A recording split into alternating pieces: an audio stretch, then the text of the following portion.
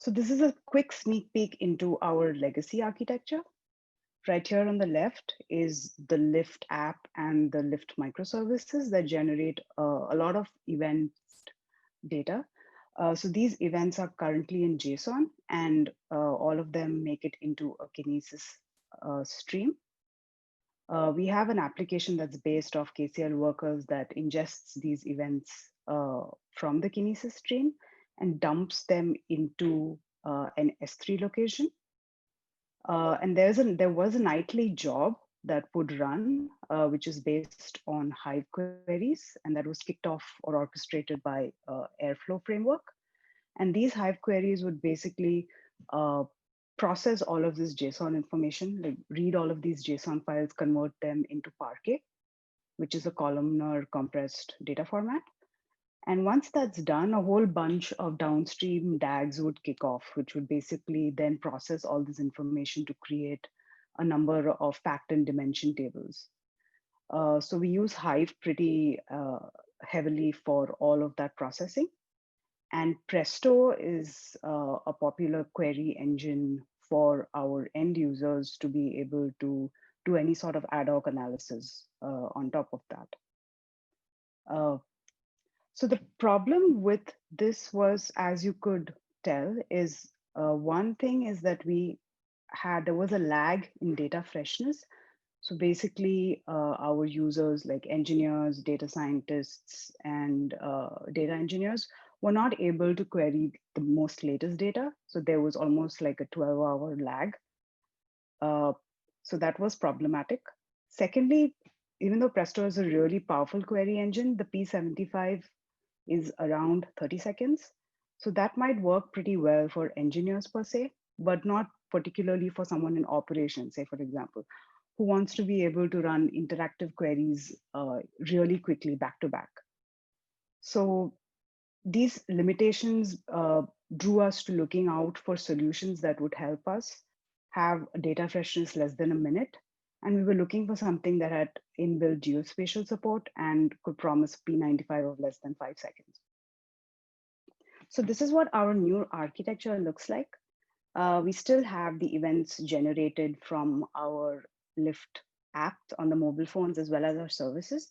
So the box over here highlighted in blue is the real-time pipeline.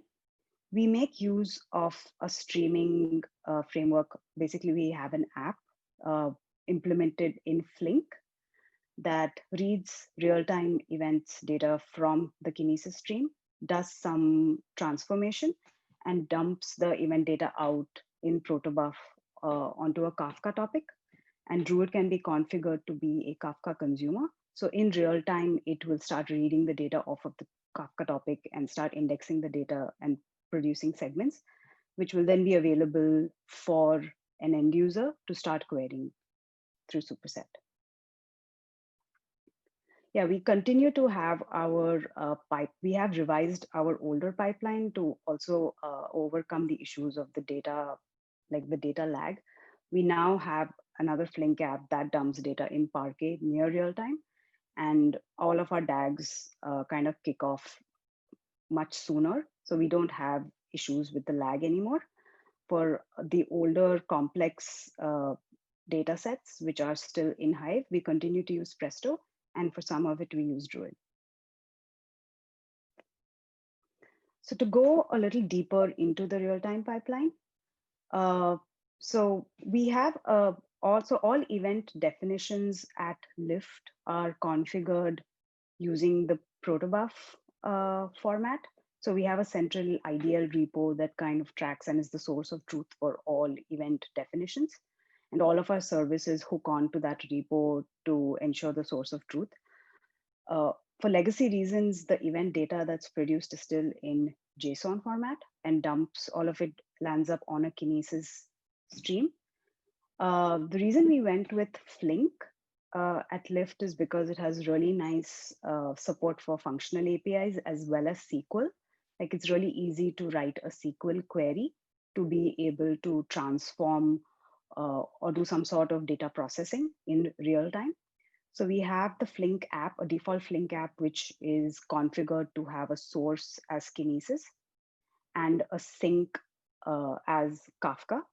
So what we do is we do some basic transformations. And as you can see, we dump the data out in a protobuf format. So the reason we went with that is because the ingestion latency of Druid, the performance is not all that great with JSON. It's a lot more performant with protobuf or Avro or any other format that has kind of schema built into it. So as a result, the deserialization is a lot uh, uh, faster. So what we do is we read from JSON, we convert that into protobuf. And if the users like, they could also add in some custom configurations to do some SQL-based transformations. So all of that transform data is dumped onto a Kafka topic.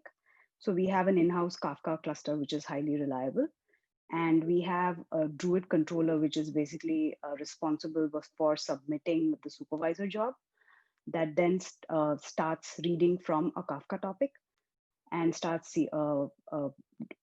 indexing it in real time in Druid. We have a custom row parser implementation on Druid. So it basically uses descriptor files to deserialize the protobuf data that's on the Kafka topic and then converts it into the format that can be persisted into segments.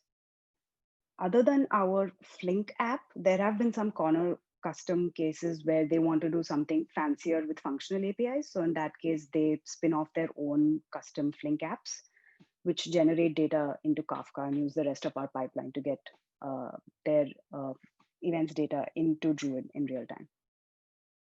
And yeah, since we use protobuf and also Druid has a really nice, graceful way of handing off between jobs, it's very easy to support schema evolution. So in that way, it's really non-disruptive to make as many changes as you would like to your schema definitions.